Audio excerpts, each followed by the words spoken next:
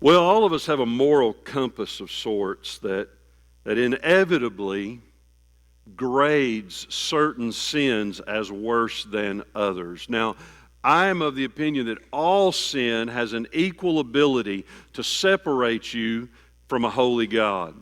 However, various sins have obviously worse consequences and affect you and community so much worse than others. And so we inevitably grade sins. We consider some to be worse than others.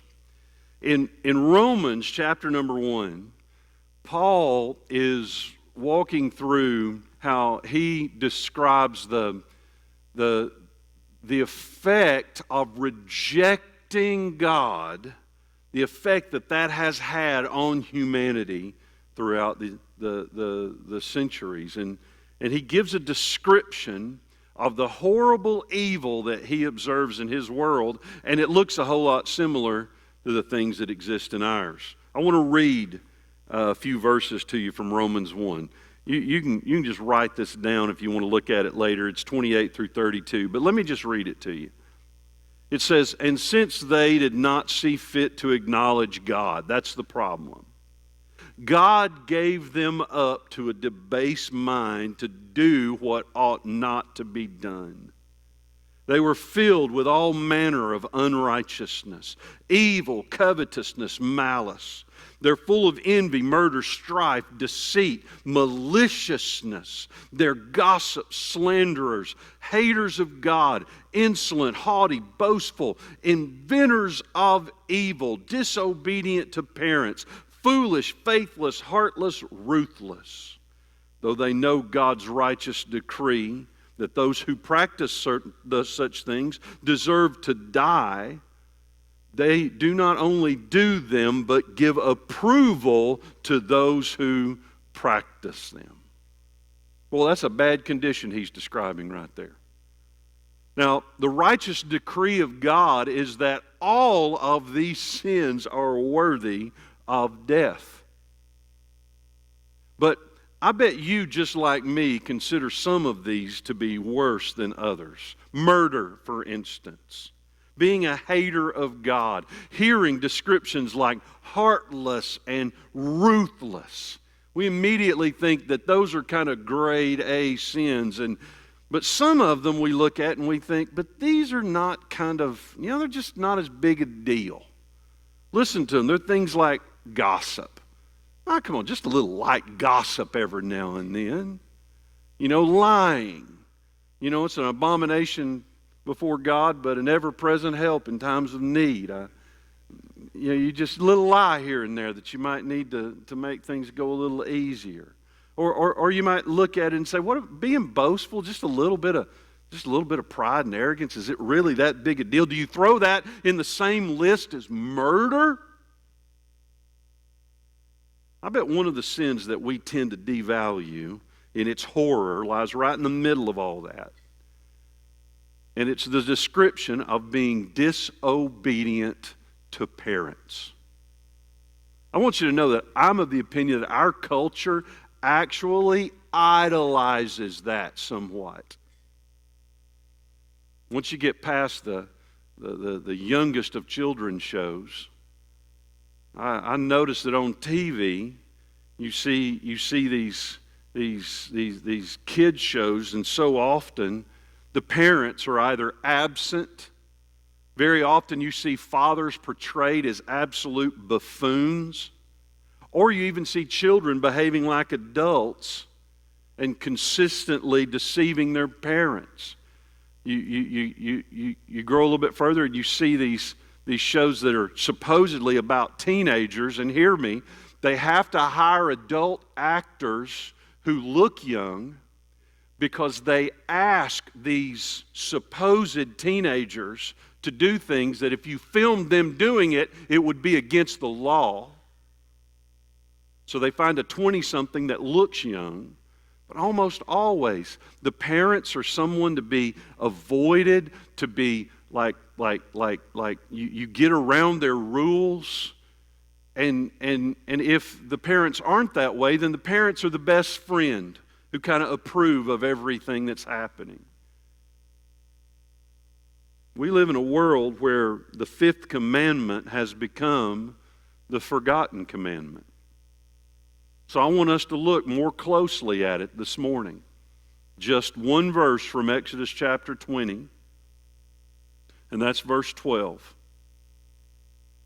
Honor your father and your mother, that your days may be long in the land that the Lord your God is giving you. Lord, bless your word today. We've been looking at the Decalogue for the last few weeks. The 10 words that God gave the nation of Israel to begin teaching them what it means to be a child of God. The first 4 have been about their relationship with God directly, the vertical relationship, that no other gods before Him, no idols. You need to hallow His name. You need to keep the Sabbath day holy. The 5th word is unique in a number of ways, though. First, it's a bit of a turn from the vertical to the horizontal. The first 4 are dealing with your relationship with God. The last 6 are going to deal with your horizontal relationships here on earth. And so first, it's a turn from the vertical to the horizontal. But second, though those last 5 of the words are going to apply to the community around us, this one is unique because it discusses family. And God intends family to be our primary community. When you look at the 10 commandments, I hope one of the things you're eventually going to see is that there is an ordering of priority here. The first 4 talk about your relationship with God. That's priority 1. The 5th talks about your relationship with family. That's priority 2. The rest talk about your relationship with the community around you. That's priority 3. Following that prioritized life is, I believe, what God is trying to suggest even as He lists these commands. And finally, I want you to see that this 5th word is the first of the commands that comes along with a promise, telling us that following this will lead to not long life, not just long life, but hear me, good long life. I think the uniqueness of this word warrants our attention today as we seek to ask, what does it mean to honor our parents? And more importantly, are we doing it? So what exactly does this word honor mean when it's describing honoring our parents here? Like most of these words, this command is a bit ambiguous. What does it mean to honor? Well, that word honor is the Hebrew word kabod. And it literally means weight or for something to be heavy. So when it says honor your parents, it means that we give weight to their position. We give proper respect to who they are. Now that command by itself, in fact it's very vague, I would say. But even with the explanation and the meaning of that word, of meaning weight, it still is kind of vacuous. But I pray you hear me. I believe that what honor means actually changes depending on the different stages of life that we are in and the changing family dynamics that we come from. I believe that word honor, I believe it's so vague intentionally because it means something different when we're young than when we're older, and it means something different depending on the type of parents that we've had. Now let me give a little bit of a disclaimer up front. And I debated about when to mention this, and I thought I'm just going to go ahead and mention it at the get-go so that it won't be a distraction along the way. And everybody thinks, you say, what about this and what about that? I know that some of you have had evil parents. I know it. I know some of your testimonies.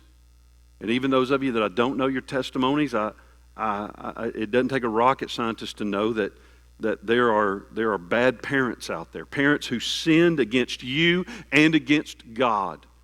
parents who abused you, parents who led you into error and sin. I want you to know I'm acknowledging that. And for what it's worth, I am grieved by it. And I'm going to address it a little bit more in a few minutes. But there is a gravity to this word that's given here, in that it is presented without any caveats.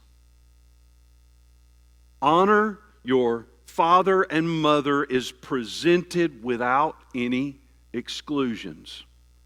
I think that it is meant to apply directly, depending on the nature of your family and the circumstances that surround it. I think it applies to every single child, but I think that word honor is going to look different from person to person. So let me just suffice to say right now, I don't think that you have to be in a relationship with someone who's abused you. Nor do I think you need to put yourself or anyone you know or love in a position to be abused by an abuser. If you're presently being abused, you need to tell somebody before you leave the building today. However, for the most, rather than spending this whole morning looking for a reason to not obey this command, well, I pray you hear this, especially if you've been hurt. Rather than spending this whole morning looking for a reason to not obey this command, ask the Lord to show you ways that you can. In whatever measure that's possible. Because it's not just about honoring your parents, it's ultimately about honoring God in the process. So with that being said, and just with a disclaimer, I'm going to get to it a little bit more in the future about how to honor a parent who's hurt you. Let's talk about how honor can look different from age to age and situation to situation. For children who live at home with their parents, and a lot of our kids are upstairs today. We got some teenagers in this room.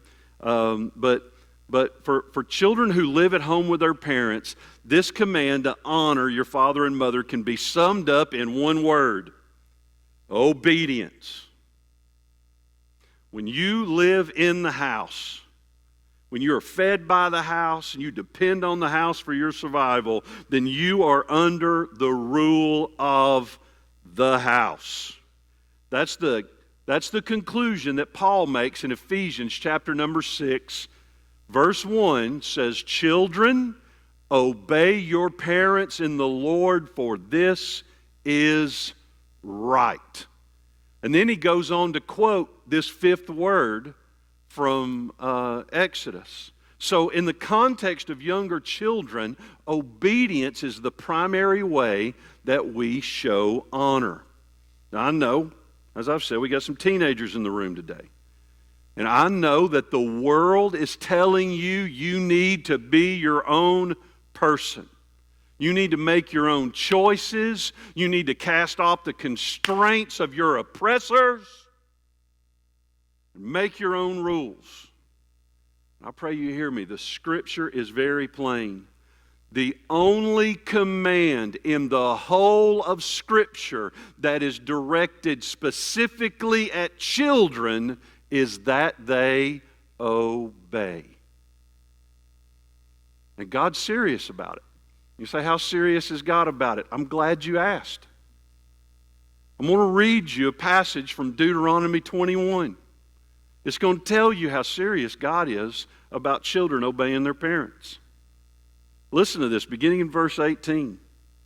"If a man has a stubborn and rebellious son who will not obey the voice of his father or the voice of his mother, and though they discipline him, will not listen to them, then his father and his mother shall take hold of him and bring him out to the elders of the city at the gate of the place where he lives. And they shall say to the elders of this city, This our son is stubborn and rebellious. He will not obey our voice. He's a glutton and a drunkard. Then all the men of the city shall stone him to death with stones. You shall purge the evil from your midst, and all Israel shall hear and fear." Y'all want to put an end to rebellious children? I'm just telling you, a few public stonings would get her done.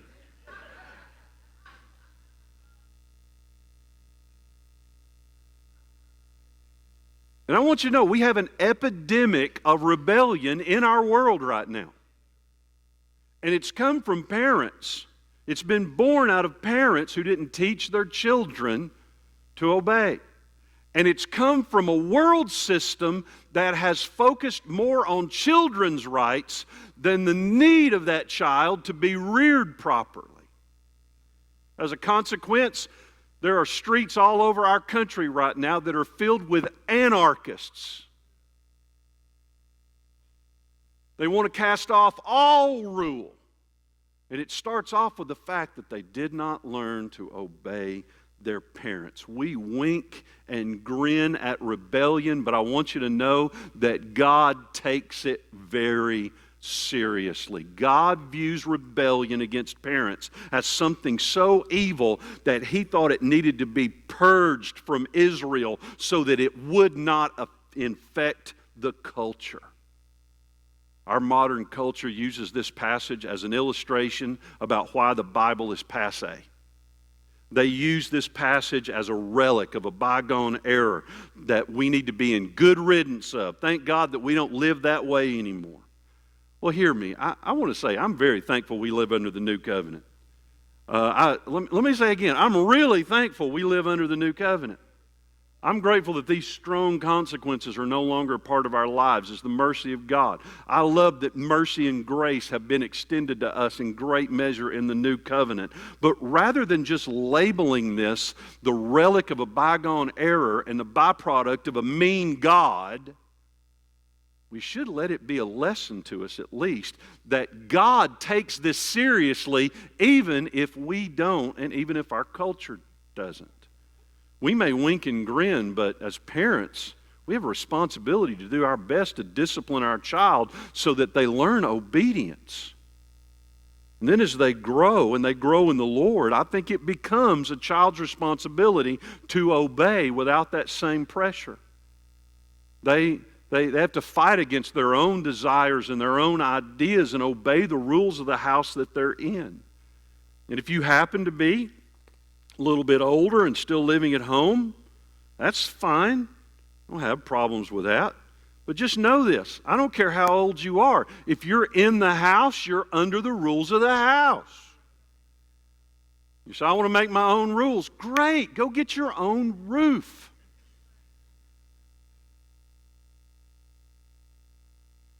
Learning to submit to authority at home is central in our learning to submit in all the other areas that God places authority. He actually establishes authority that we're going to face throughout the rest of our life.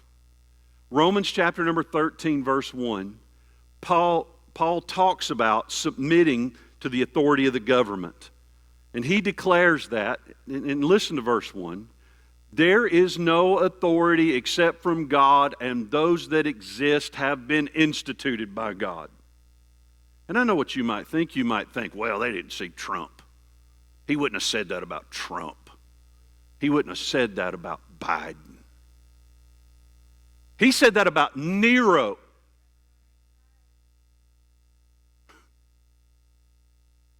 Nero was Caesar when he wrote that. Nero was maniacal and abused Christians, yet he said that God had given that authority. Now, I don't understand all the ins and outs of that, but what I do know is that submission to authority is something that should characterize godly people in general. He said in Acts 5 that we ought to obey the laws of God and not of men. There's going to come a place where you might be forced to obey God rather than men and suffer the consequences of it. But for the most part, we're told to submit in every way that we can.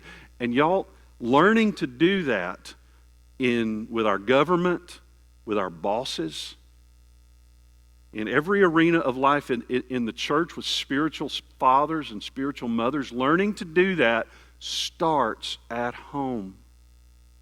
It starts with children learning to obey their parents. So obedience, I think, is the first form of honor that we're faced with.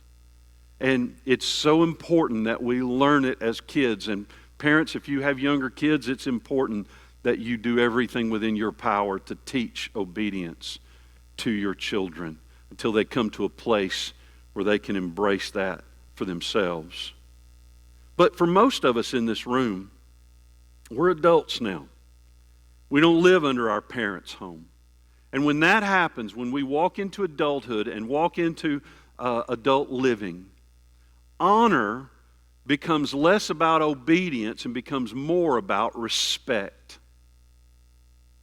I want to be clear that I think that as an adult, I don't think there is any biblical precedent for you to have to continue to obey your parents once you move out into adulthood.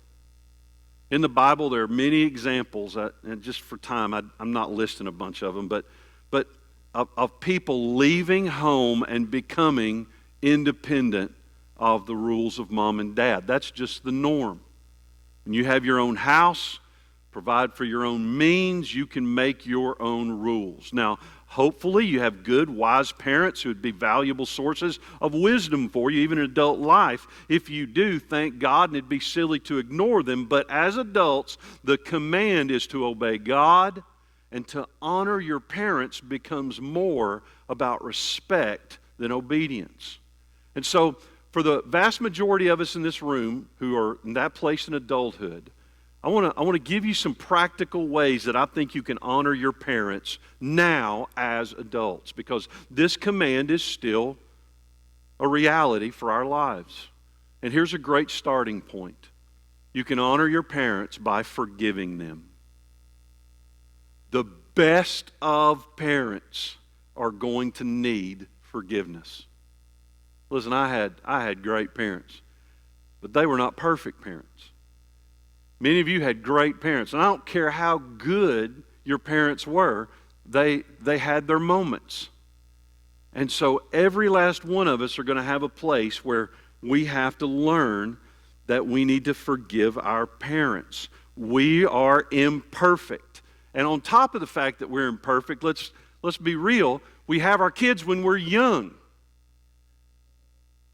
And regardless of what you think you know when you're young, you get older and realize you didn't know as much as you thought you did.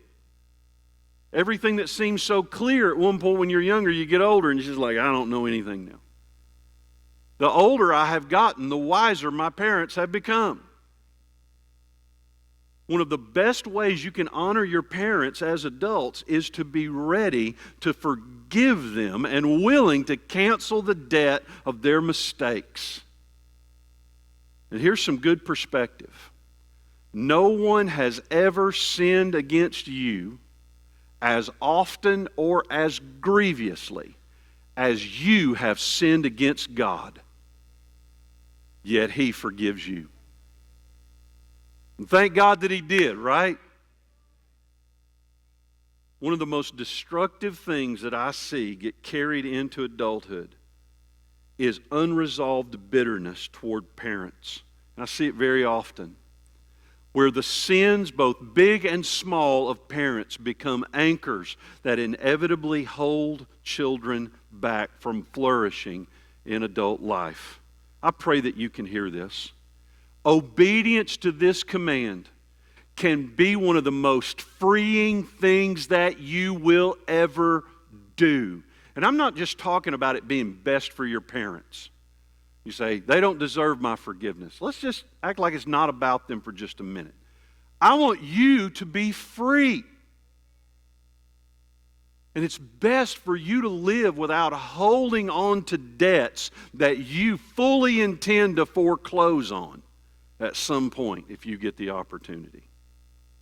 So I think honoring them, one of the most practical ways that you can do it is by having a forgiving spirit. Here's another. Speak well of them.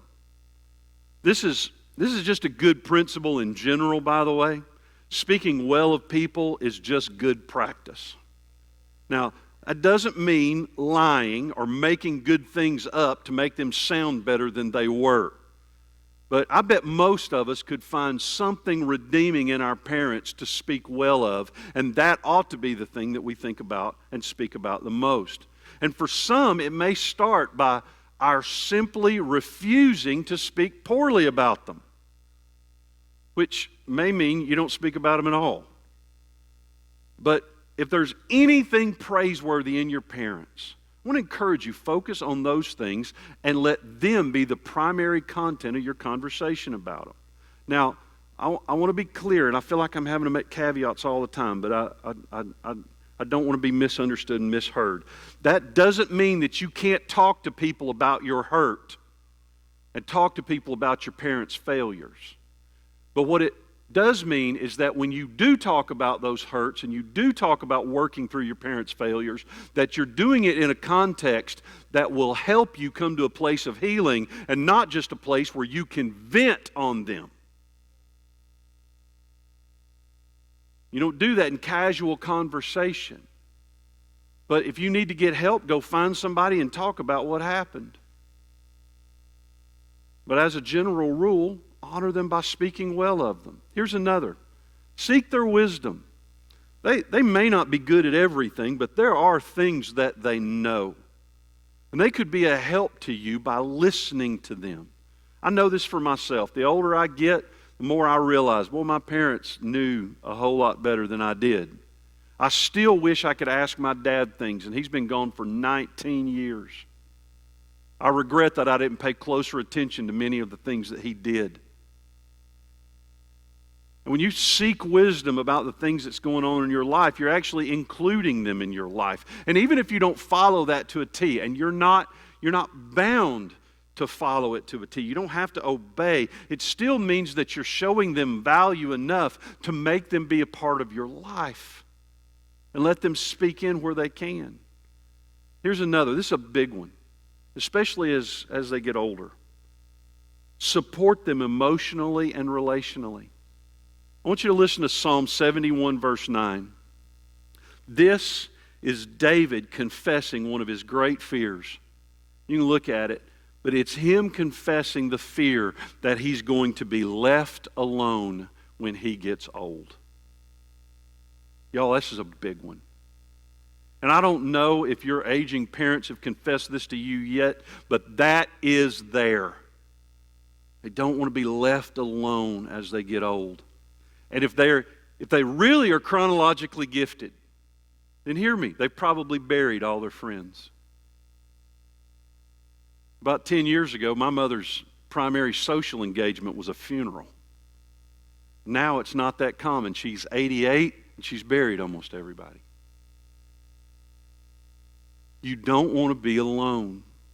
And so you want to honor mom and dad, you want to honor your parents, do this. Make the phone call. Go for a visit and sit down and act like you're not looking for a chance to leave. Spend the time.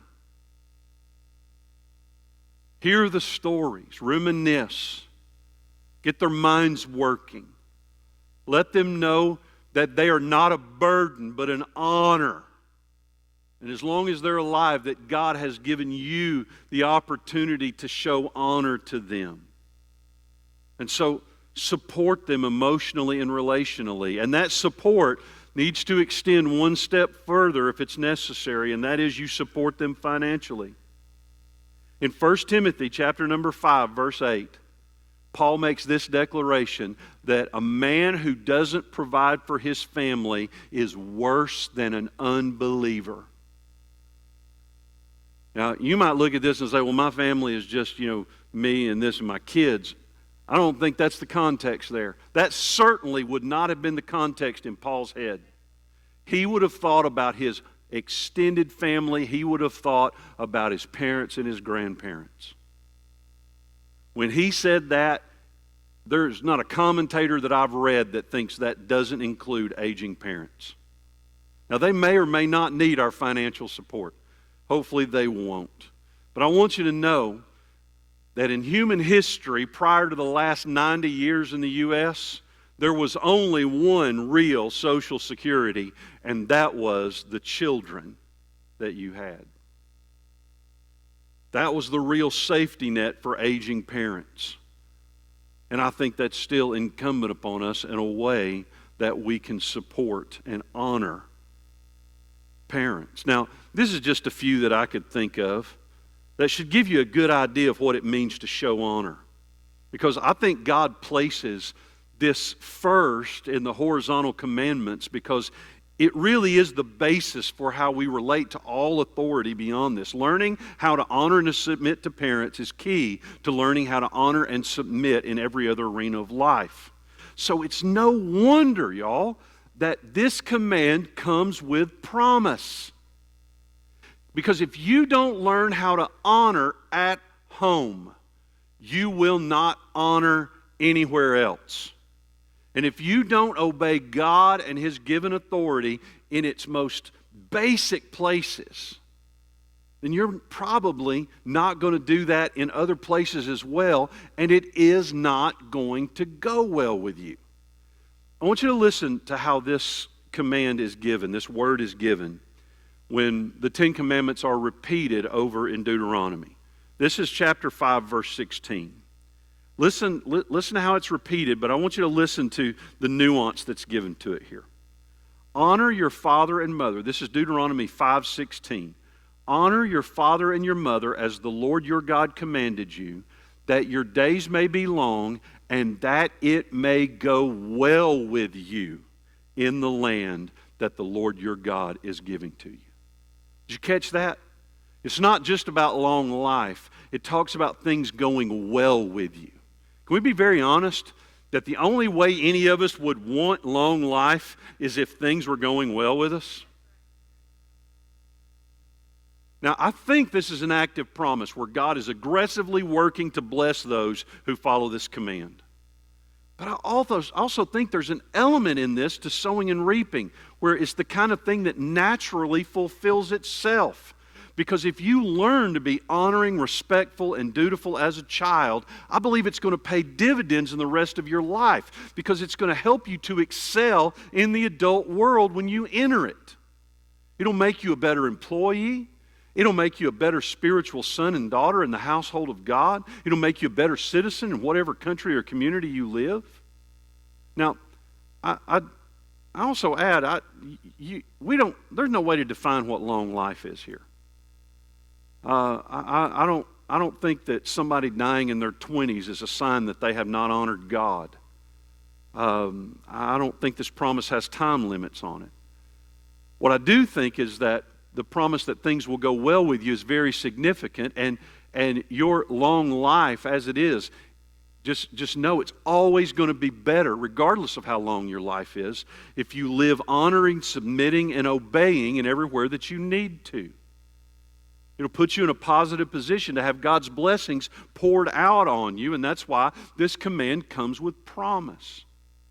Now I've said I'm going to address those of us who have bad parents, because honoring them is going to look different, especially if your parents were abusive.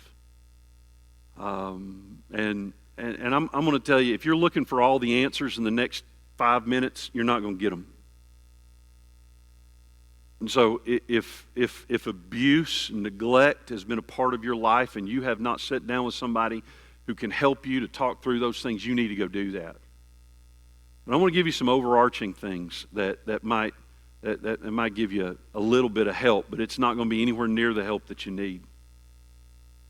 But if you had bad parents, first off, again, I just want to say, my heart goes out to you. I had great parents, and I can't imagine that not being a part of my life. But what I do know is that if you had bad parents, it didn't just affect your childhood. It is right now affecting your adulthood. It's part of what made you who you are. And so, in spite of that, I hope you can hear me when I say that even if you had a bad parent, I think you're still bound to this commandment in some way. But it is going to look different. It's going to look different because, first and foremost, you must obey God. It means that if you had a parent that encouraged or required you to sin, you have to choose God first. And even now in adult life, if they encourage you to do things and go places that you know you cannot go and honor God, you must honor Him first. Peter said it plainly. Acts chapter number 5, verse 29, he looked at the high priests and he said, we must obey God rather than men. That includes parents. So if you have a parent that encourages you, tempts you, tries to force you into sin, the call is to honor God first and foremost. That's the way that the commandments are organized. God first, parents or family, and then everybody else.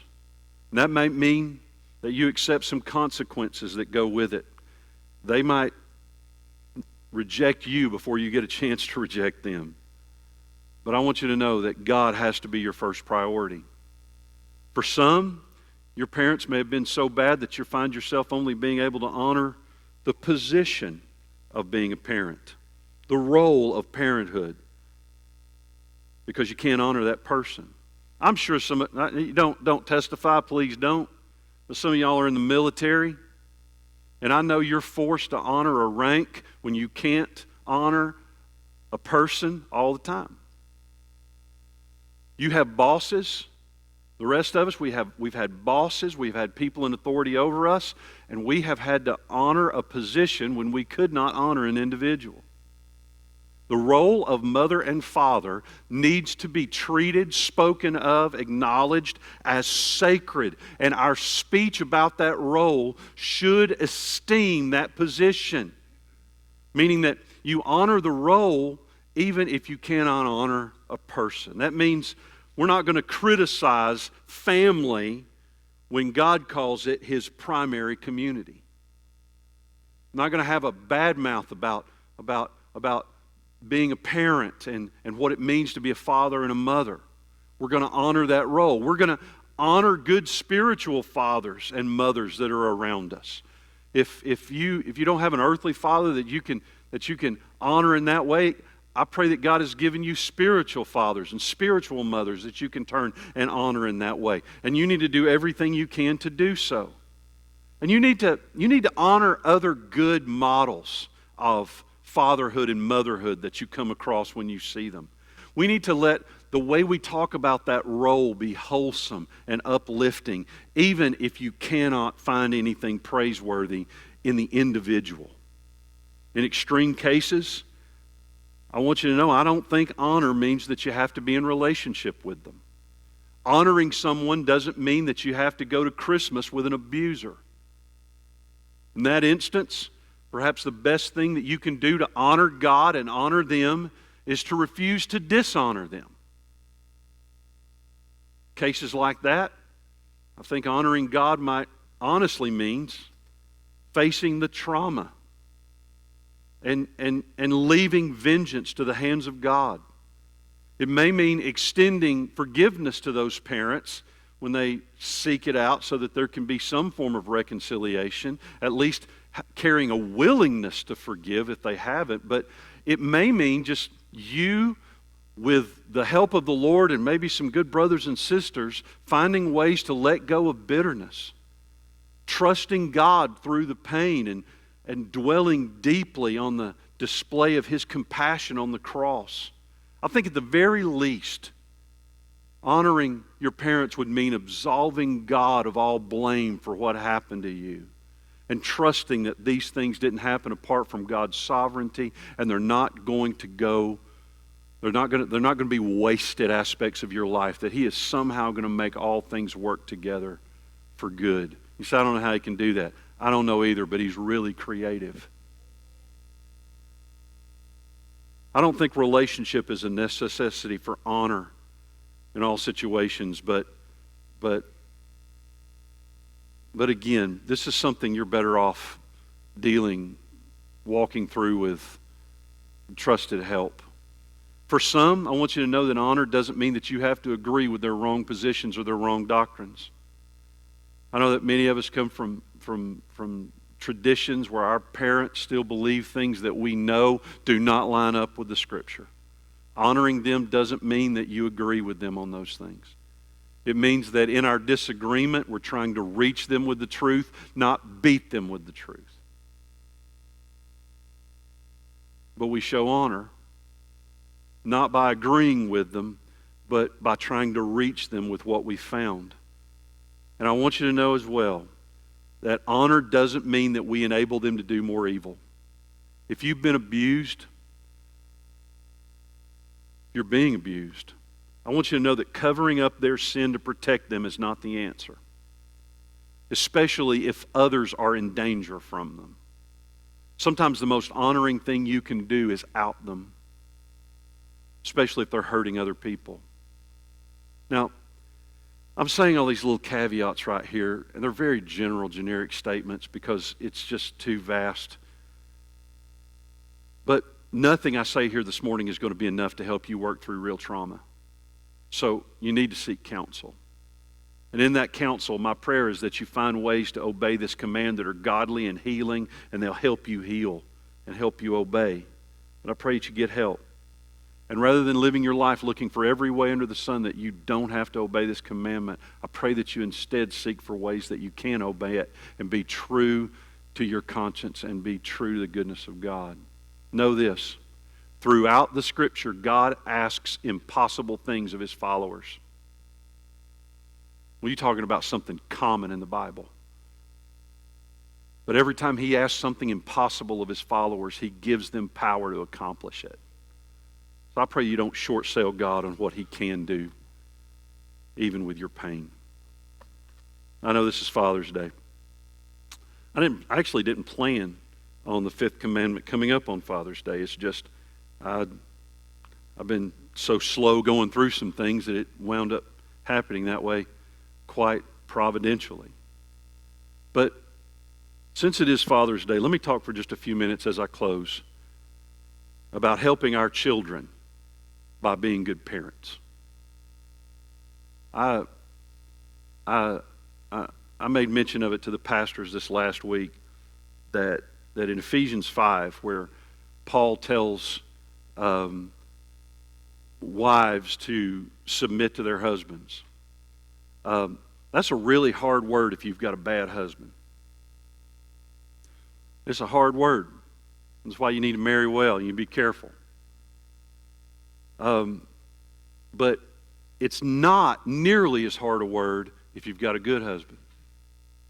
If you've got a husband that follows through with what Paul tells him to do in Ephesians and loves his wife as Christ loved the church, then it becomes abundantly more easy to submit.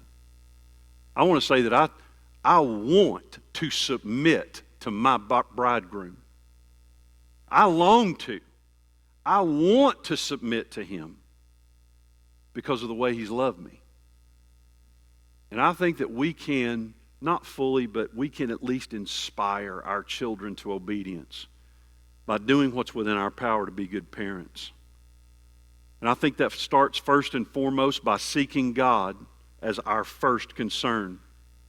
Our loving Jesus, our learning, growing, and glorifying God in our own lives is the most loving thing that any of us can do for any of our kids, whether they are still children or whether they are adults. You loving the Lord and living for Him is the greatest thing you can do for your heritage. You need to be right before you can do right. And so it needs to start with you. I'd encourage you, especially if you still have little ones at home, do everything you can to learn and find wisdom as cheap as you can find it. Find worthy models around you. Look around for people who've raised good kids and go buy them a cup of coffee and talk with them about the stuff going on in your life. Pick up a book and read it. There is a proliferation of material out there that will help you. Talk to people in church. Talk to people around your life. But don't be passive. Get help at being better. Let this be one of the things that you strive at and put effort into and learn everything you can. Part of your learning and part of your growing needs to be that you eventually teach your own kids about the gospel and you teach your own kids good doctrine. Thank God for the church and people who are going to be around them. But can I tell you, the primary responsibility of training your children is not on the local church, and it is definitively not on any school. It is on parents. And so train them up in the way that they should go.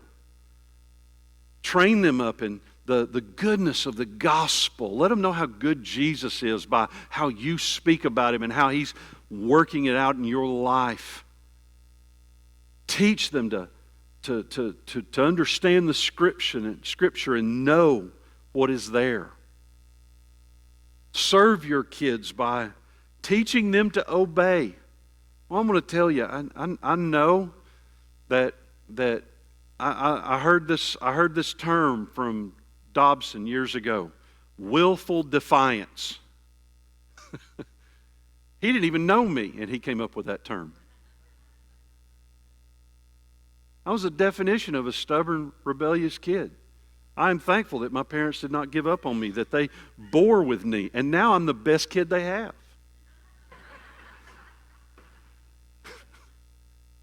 It's a fact with my hand up. They didn't give up. They trained me to be obedient. They trained me to be obedient not to make their life better, but to make my life better. If you don't train your children to be obedient, you're doing them an incredible disservice, because if you don't do it, somebody somewhere will. It'll be a boss or it'll be the penal system. But somebody will teach them to obey. So don't let them do what they want to do. They need you to give them direction. They need you to tell them what they really want, especially when they're little. Train them in the way that they'll go. I pray that you know this, though.